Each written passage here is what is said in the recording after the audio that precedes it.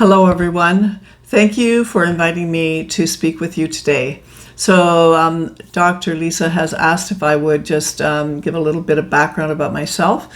So I'm a mom of 6. It's a blended family. I have 4 biological children and then 2 stepchildren. We consider ourselves family. We raised them all. So, and I have 11 grandchildren, so that's my first thing. But I have an undergrad and a Master of Arts in Professional Counseling and a Ph.D. of Philosophy of Professional Counseling.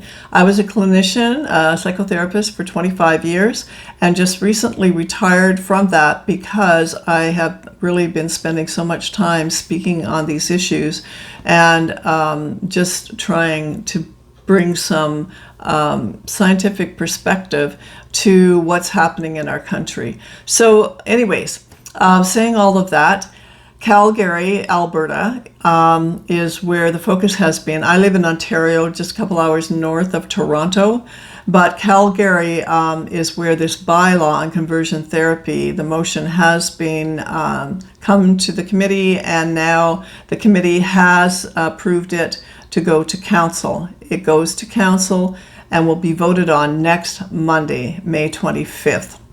So where have we been in the meantime? It all started kind of in Edmonton, Alberta, which is about 3 hours drive north of Calgary, last summer. And I was there. I flew out to present on behalf of Christians to not ban conversion therapy. And the word itself, of course, is a misnomer. But I was totally ignored. And I really began to see, oh my goodness, this is huge. So I've been very proactive since then. I just finished a 50-page paper. It's 70 pages with the references on reviewing the literature on conversion therapy, on the effectiveness of it. So I hope to publish that soon. And I've written a couple documents that I sent to the committee in Calgary. So what actually happened there? Well, this is where it gets very interesting. There were over 121 phone-in 5-minute presentations made to the council, the committee that was representing this ban, and over 1,800 written submissions. It's very interesting because a group that has been forming since we spoke in Edmonton, really has been working hard behind the scenes. We had all of our submissions already into this committee by the deadline.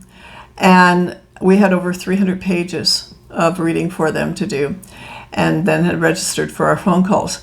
The other side, the activists, were caught very much by surprise. They hadn't submitted anything. And so with great pressure, the committee reopened to let everybody have more of a say, and they kept it open until the second day of the hearing. And so anyways, it turned out that there were 1,800 written submissions, about half of those hours, and the same with the phone calls.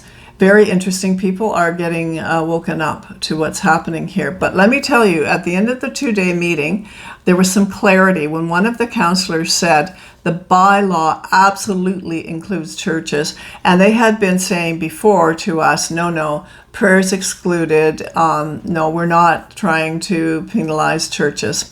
And this counselor said that a range of activities that have been introduced in the bylaw could be punished with a $10,000 fine and a year in jail for talking to someone who has unwanted same-sex attraction. So let's be clear about what they put in the bylaw, and this is what the counselor then repeated. Pastoral counseling, especially anything on an ongoing basis. Speaking events, and that's what I do a lot of, speaking where same-sex behavior is called into question. So that's really interesting. So you can't say anything negative about same-sex attraction, same-sex behavior, the LGBTQ. Then there was a ban on advertising and in the bylaw, and this is what this counselor said, that would apply to word of mouth. although they were really not sure how they were going to prove that. But here's, it effectively means that if I was a same-sex attracted person and I found pastoral support helpful, and for staying perhaps in a heterosexual marriage, because that happens, right? And I told a friend about it, then I would be subject to a fine of $10,000. The donations to churches and institutions that support traditional understandings of sexuality, so the places that support traditional marriage, will be punished. And this is the final thing. I'm just going to read this. They made it clear that anything that spoke, or anyone that spoke openly of marriage as being between a man and a woman, and that sex was reserved for that institution, would be subject to this sanction. So we are in a war, and the battle is just starting to get heated. So we have until May 25th, next Monday, to continue to submit petitions, letters, testimonies. If you or someone you know has had unwanted same-sex attraction, and they have been through any kind of therapy, or maybe not, maybe they just decided, because it's very possible, that they really were not happy in that way of being, and that they really wanted to deal with some inner things that were going on, and they wanted to resolve some things, then please, it is time for us as individuals, as believers, to really begin to speak up and speak out. So we encourage any of those. Any videos, short videos that you would like to send to council, send them. So where do we go from here? Well,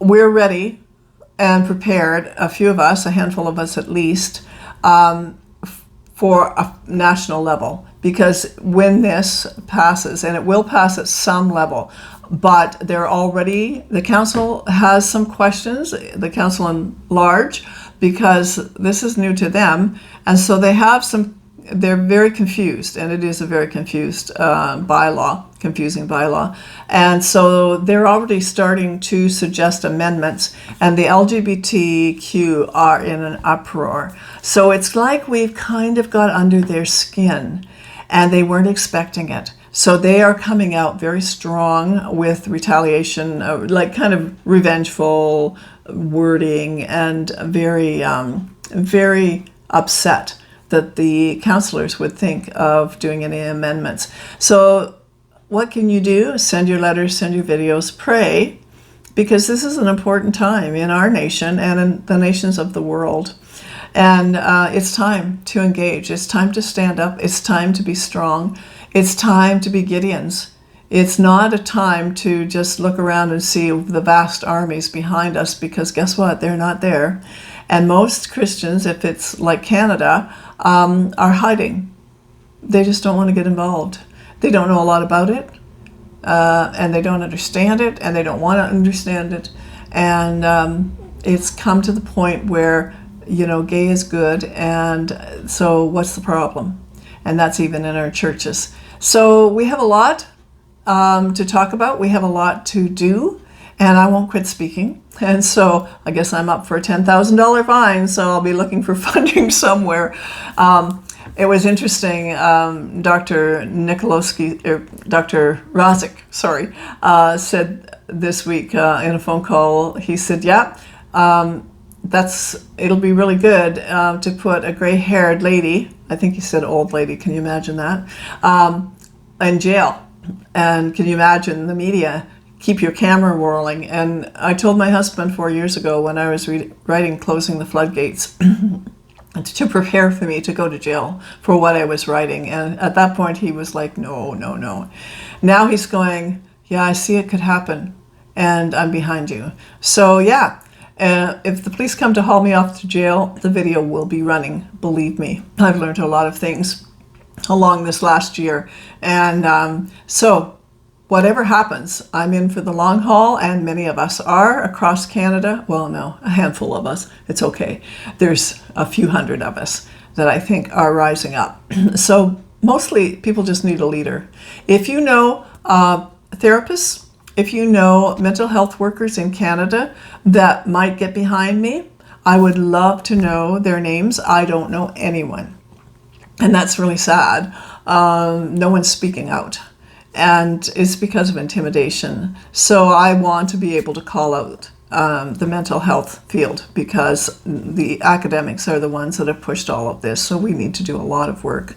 So there we go. That's my life right in the moment. Except, here's a highlight. I live on a farm. And we just today got 186 chicks. But they were supposed to come next week. No, they came a week early. We're unprepared, and I have tons of stuff to do, and we have all these chicks in our my tack room of all places. But anyways, so life goes on. So I encourage you, enjoy your life, work hard, take up your sword, and fight this battle. Thank you for letting me talk. Hope to talk soon. Bye-bye.